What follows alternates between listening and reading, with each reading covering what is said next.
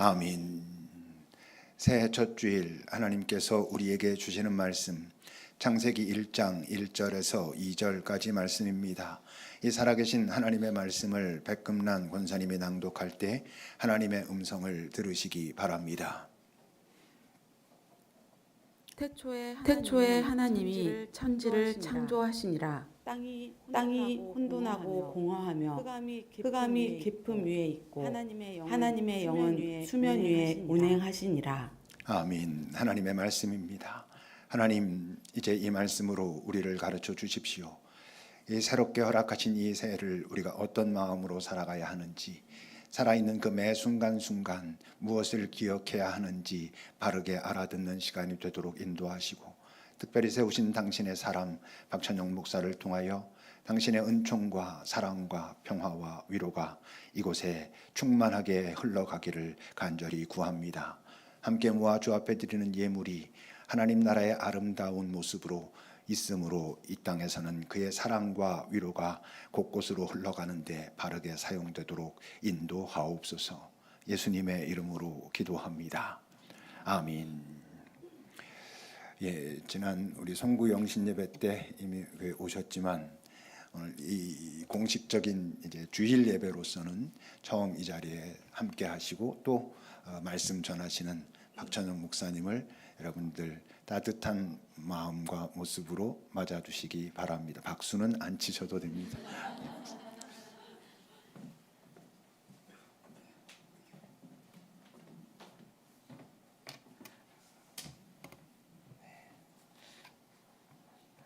안 들리지만 박수 소리가 제 마음에는 들려오는 듯합니다.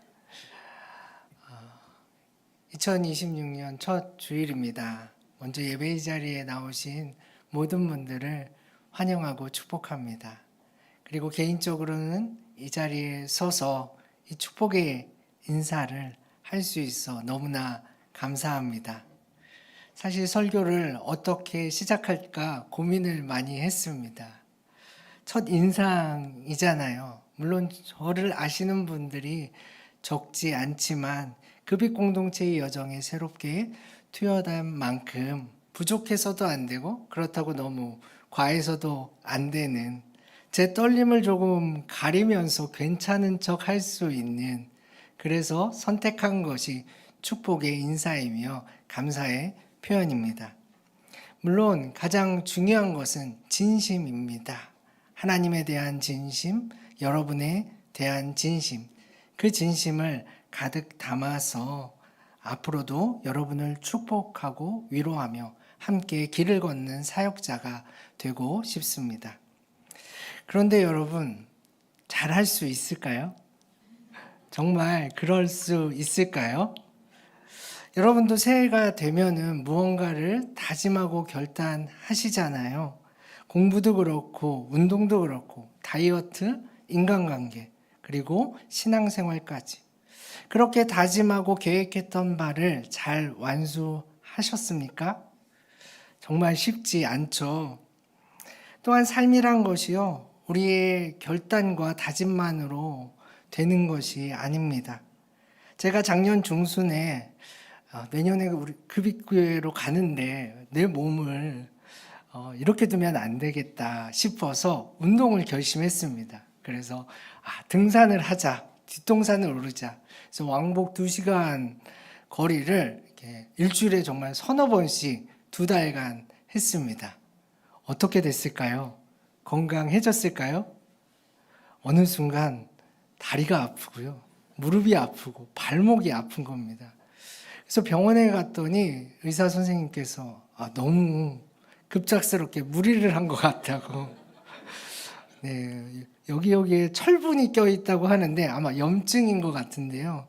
결국 그 아픈 충격파를 여러 번 받아야 했습니다. 그래도 운동을 멈추지는 않았습니다. 이제 실내로 옮겼습니다. 집 안에서 하기로 했습니다. 그래서 실내 자전거도 타고 팔굽혀펴기도 하고 또 철봉에 이렇게 매달리기도 했죠. 어찌 되었을까요? 건강해졌을까요? 얼마 지나지 않아 자동차 사고가 났습니다. 그리고 2달간 치료를 받아야 했습니다. 결국 그렇게 다짐하고 또 실행했던 운동은 별 성과를 거두지 못하고 끝나버렸습니다. 이것은 아주 작은 저의 예시입니다. 여러분도 아마 이와 비슷한 경험들 다 있으실 것입니다. 그리고 이보다 더 당황스럽고 아프며 무거운 경험들도 있으실 것입니다. 나는 잘해왔더라도 이번만큼은 다르다 할지라도요, 갑자기 몸이 아플 수 있습니다. 또 뜻하지 않는 상황과 사건들이 생길 수도 있습니다. 어떤 경우에는요, 아무런 문제가 없어 보임에도 불구하고요, 마음이 힘듭니다. 아픕니다. 불안합니다. 무기력증에 빠질 수도 있습니다. 그래서 우리에게는 그때그때의 계획과 다짐들 필요합니다. 그리고 그것을 실행하기 위한 노력들 필요합니다. 그러나 한편으로는 인정할 수 있어야 합니다. 무엇을요?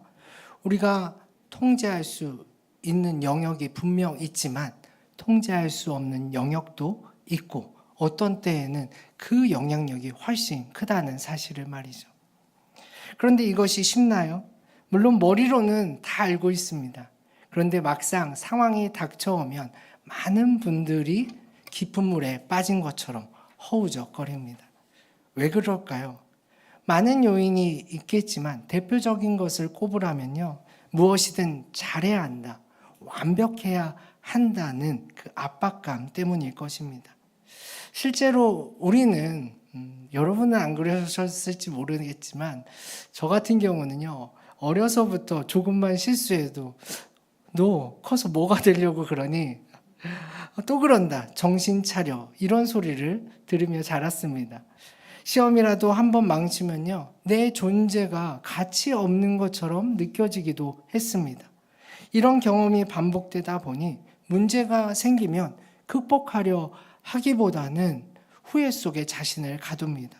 극단적으로 자기 자신을 미워하기도 하고요. 어떤 때에는 내 책임을 가져갈 누군가를 정하기도 합니다. 그렇게 타겟이 정해지면요, 내가 당한 만큼, 아니 그 이상 돌려주죠. 이런 삶의 모습들, 이런 삶의 열매들 어떨까요? 늘 후회가 남습니다. 아쉽습니다. 무얼 해도 그 결과에 만족스럽지 못합니다. 결단과 다짐은 넘쳐나지만 결국 스스로를 그리고 타인을 압박하며 힘들게 합니다. 마치 오늘 본문 2절 전반부처럼 말이죠. 땅이 혼돈하고 공허하며 흑암이 깊음 위에 있고, 이 안에는 우리가 피하고 싶은 삶의 모든 차원이 들어있다 생각합니다. 먼저 혼돈은요, 형체도 없고 의미도 없는 상태를 가리킵니다. 우리 삶에 의미가 없을 때, 의미를 찾을 수 없을 때가 있잖아요. 분명 열심히 나는 달려가고 있습니다. 그리고 남들과 비교해서도 많은 것들을 이뤄놨습니다. 그런데 정작 그것이 무엇을 위한 것인지 모르는 상태, 그 상태가 바로 혼돈입니다. 공허는요, 단순히 비어져 있는 것이 아닙니다. 분명 무언가로 채워져 있어야 할 자리에 아무것도 없음을 뜻합니다. 마지막으로 흑암이 깊음 위에 있다 하죠. 여기서 깊음은요, 고대인들이 가장 두려워했던 태움을 가리킵니다. 쉽게 말해 깊은 물, 바다를 떠올리시면 됩니다. 근데 선뜻 이해가 되지 않죠. 우리에게 있어 바다는요, 가고 싶은 곳이잖아요. 휴양지잖아요. 탁 트인 시원함과 아름다움, 그리고 편안함이 떠오르잖아요. 반면 고대인들은 달랐습니다. 고대인들의 세계에서 태움은요, 세상의 끝이었습니다. 그 바다 너머에는 낭떠러지가 있는데 그곳으로 떨어지면 수올이라는 곳에 갇히게 됩니다. 그런데 그곳은 인간이 절대로 빠져나올 수 없는 죽음의 영역이었습니다. 그런데 여러분, 신기하게도 이런 것들이 전혀 낯설게 느껴지지 않습니다. 왜일까요? 앞에서 언급했듯이 이런 불확실함, 연약함, 외로움, 두려움은 우리 삶 너무나 가까이, 우리 내면 너무나 가까이에 함께 있기 때문입니다. 그런데 누구도 이를 직면하고 싶어 하지 않죠. 그래서 이렇게 저렇게 반응하고 대처합니다. 가장 손쉬운 방법은요, 외면하는 것입니다. 그런 게 어디 있어? 다 인생 마음먹기에 달린 거지 하면서 내게는 해당되지 않는 것처럼 고개를 돌려버리는 것이죠. 어떻게 보면 굉장히 긍정적으로 보일 수도 있습니다. 그러나 정직하게 말하면 회피일 때가 많습니다. 도망치는 것이죠. 또 하나의 방법은요, 좀 더 적극적인, 누구나 인정하는 괜찮은 방식인데요. 바로 채우는 것입니다. 운동을 통해서 건강으로 채우고, 공부를 통해서 학벌로 채웁니다. 돈을 벌어서 소유물로 채우고, 인간 관계를 통해서 자존감으로 채웁니다. 우리 사회는 이것을 권장합니다. 어릴 때부터 그래서 그때그때 채워야 할 것을 딱 정해 놓았습니다. 그런데 문제는 그때그때 채워야 할 것을 온전히 채우지 못했을 때는 실패자, 낙오자라는 낙인을 찍어버립니다. 종교도 빼놓을 수 없는데요. 그릇된 종교적 열심은요, 그 모든 채움을 신의 뜻으로 바꾸어 주거든요. 그래서 간증을 조심해야 합니다. 간증 자체가 나쁘다는 것은 절대로 아닙니다. 그런데 우리가 흔히 듣고 대단하다 여기는 간증들이 있잖아요. 그 간증들의 결론을 잘 생각해 볼 필요는 있습니다. 대부분 결국 체험으로 끝날 때가 아주 많거든요. 그리고 거기에 집중한 삶은, 신앙 생활은요, 하나님을 사랑한다 하지만 하나님을 이용하는 일에 가깝습니다. 기도도 일방적일 수밖에 없습니다. 무엇을 얻었는지, 무엇을 채웠는지에 따라서 신앙의 깊이가 결정됩니다. 그러다 보니 교회는 영혼의 안식처가 아니라 더 열심히, 세상보다 더 열심히 달려야 하는 그런 세상의 축소판이 되어버렸죠. 그런데 여러분, 이것은 어디까지나 우리의 관점입니다. 그리고 우리의 관점은 하나님으로부터 떨어진 세상에서 나도 그런 방식으로 살아가다가 형성된 것들입니다. 그 결과 우리는 혼돈과 공허를 만나면 두려워할 수밖에 없습니다. 어둠과 기쁨이 찾아오면 마치 하나님이 나를 떠난 것처럼, 하나님과 멀어진 것처럼 그렇게 반응합니다. 이제 창세기 1장 2절 전체를요, 한번 같이 읽어보도록 하겠습니다. 땅이 혼돈하고 공허하며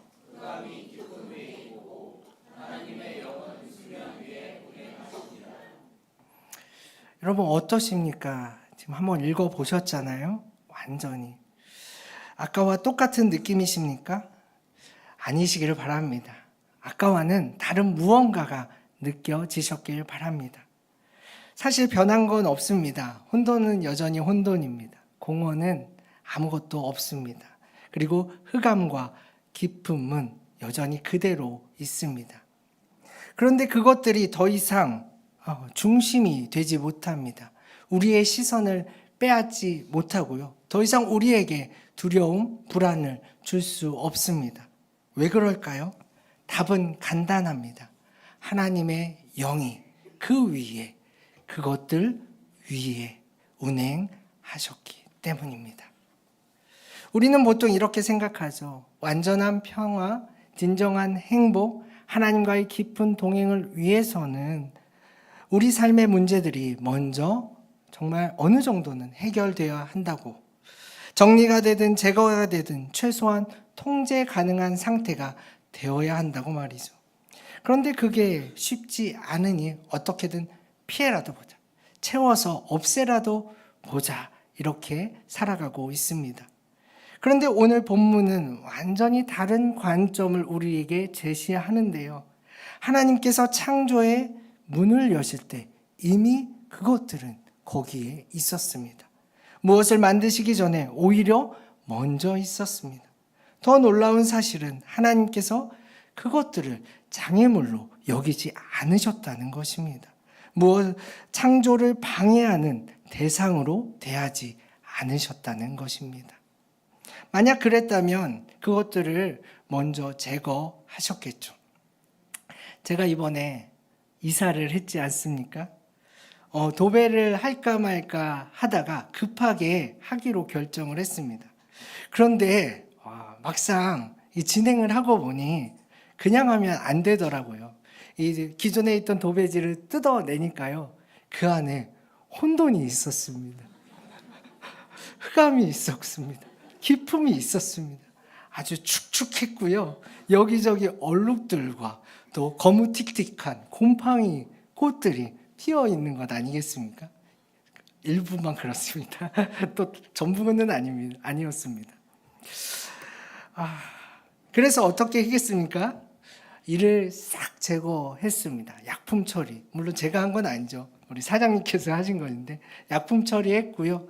또 바싹 말렸고요. 그 위에 깨끗한 도배지를 입혔습니다. 그런데 하나님의 창조 첫 번째 순서는 제거가 아니었습니다. 창조의 첫 번째 순서는요, 하나님의 운행하심이었습니다. 그렇다면 운행하심은 무슨 의미일까요? 단순히 그것들을 위해서 지켜보셨다, 얼마나 심각한지 돌아보셨다 정도일까요? 아닙니다. 여기서 운행하심은요, 부드럽게 덮고 감싸는, 생명이 태어날 준비를 하는 그 모습입니다. 마치 어미새가 아류에서 몸을 낮추고 조심히 자신의 체온과 심장 박동을 전하면서 그 생명이 깨어날 때까지 인내하고 기다리는 모습을 나타냅니다. 많은 분들이요, 창조하면 하나님의 강력함을 먼저 떠올립니다. 무에서 유를 만들어내시는 그분의 능력과 위대함을 가리킵니다. 실제로 창세기 1장을 읽어보면 말씀 하나로 모든 만물들을 지으시는 하나님의 능력과 위엄이 아주 잘 나타나 있죠.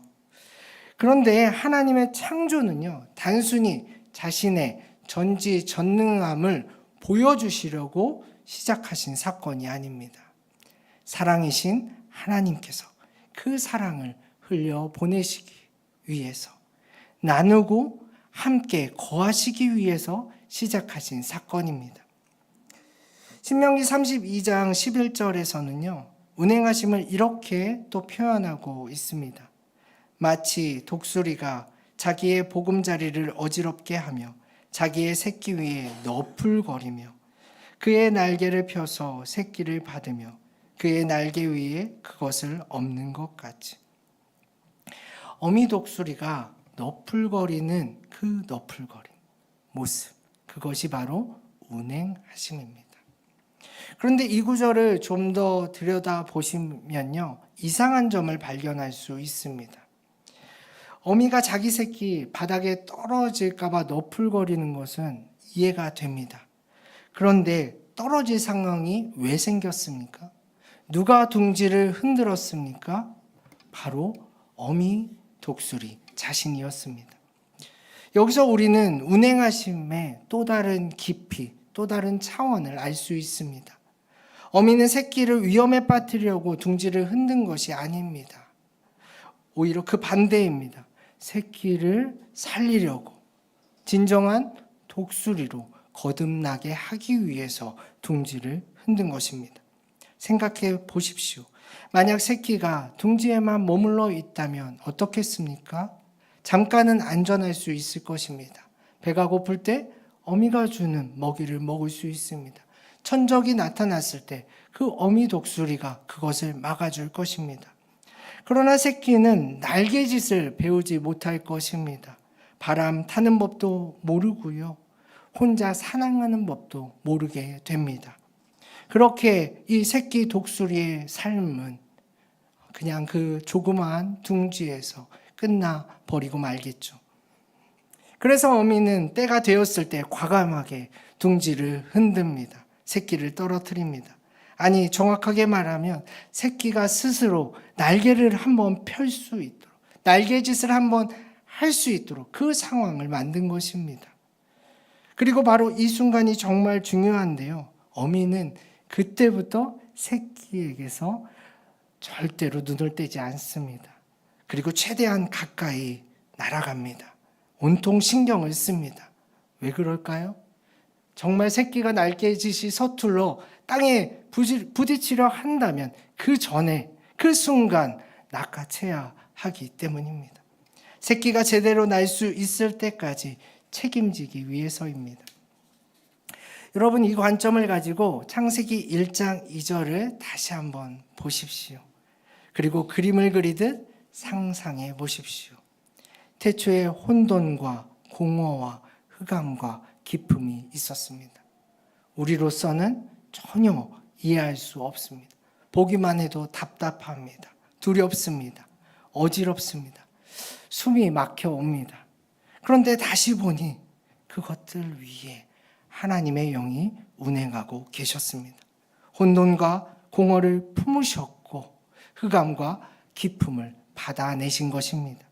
조급해하지 않으셨고요. 천천히 그리고 충분히 당신의 품에 안으시며 당신의 체온을 전하시며 생명의 어머니로서 존재하셨습니다.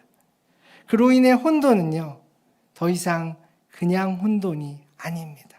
형태와 의미를 기다리는, 고대하는 자리가 됩니다. 공허는 수많은 피조물들의 그 생명이 채워질 공간이 되고요. 어둠과 기쁨은 생명의 빛을 기다리는 무대가 됩니다. 이제 이 태초의 장면을 우리의 삶으로 이끌어와 보겠습니다. 왜냐하면 하나님의 창조는요, 먼 옛날 과거에 단 한 번의 완성으로 끝나버린 사건이 아니기 때문입니다. 1절입니다. 태초에 하나님이 천지를 창조하시니라. 이 선언은 단순히 창세기 1장만을 나타내는 선언이 아닙니다. 동시에 성경 전체를 꿰뚫는 선언입니다. 그리고 나아가 피조세계의 종말까지 모든 역사와 하나님의 구원 사역을 담고 있습니다. 당연히 여러분의 이야기도 이 안에 있습니다. 우리 급익 공동체의 이야기도 이 안에 있습니다. 2026년 첫 주일입니다. 여러분은 올해 어떤 계획과 다짐들을 정하셨나요? 그리고 어떤 기대를 가지고 오늘 이 자리에 나아오셨나요? 바라건대 그 계획과 다짐들 모두 다 잘 되시길, 꼭 이루시길 바랍니다. 그런데 그 과정이 순탄치는 않을 것입니다.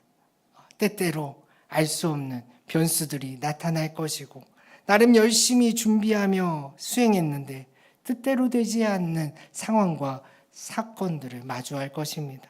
아무리 마음을 다잡아도요, 밀려오는 불안과 두려움을 주체하지 못할 때도 있을 것입니다.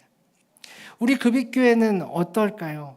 이제까지 이창현 목사님과 여러분들이 급익 공동체를 잘 세워 오셨습니다.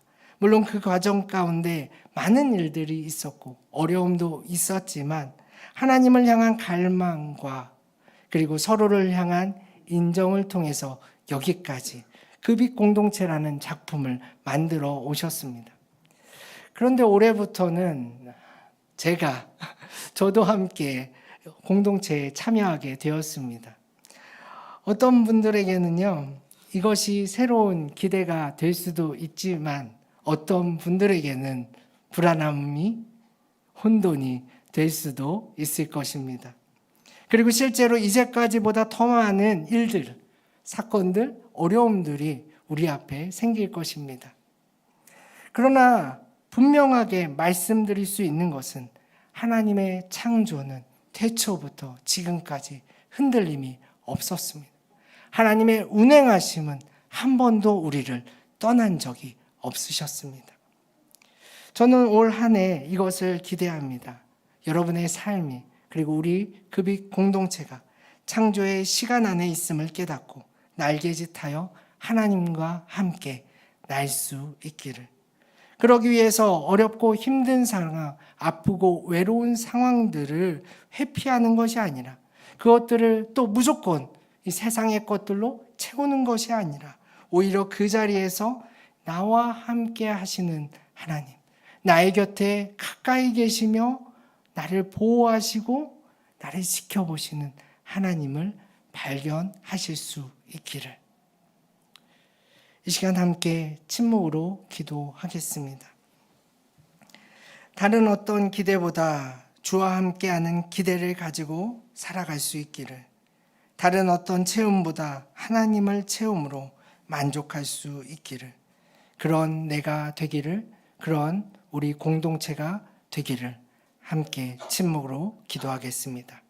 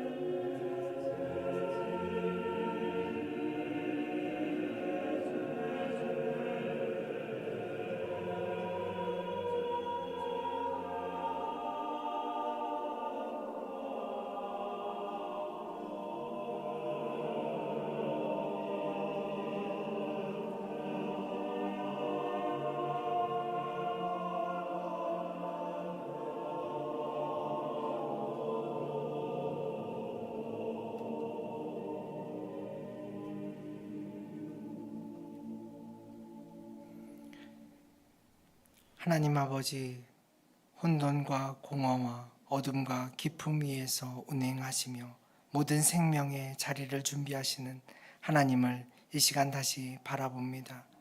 주께서는 단 한순간도 우리를 떠나신 적이 없습니다. 오히려 아픈 이 세상을 감싸시며 더 아파하셨고 혼돈 속에 있는 우리를 품으시려고 더 가까이 다가오셨습니다. 그런데도 우리는 하나님을 바라보지 못하고 다른 것으로 우리의 공허를 채우려고 했습니다. 주님, 우리의 시선을 다시 주님께로 돌립니다. 2026년 우리 모두가 창조의 시간 안에 있음을 고백하게 하옵소서. 주의 운행하심으로 안심하게 하옵소서.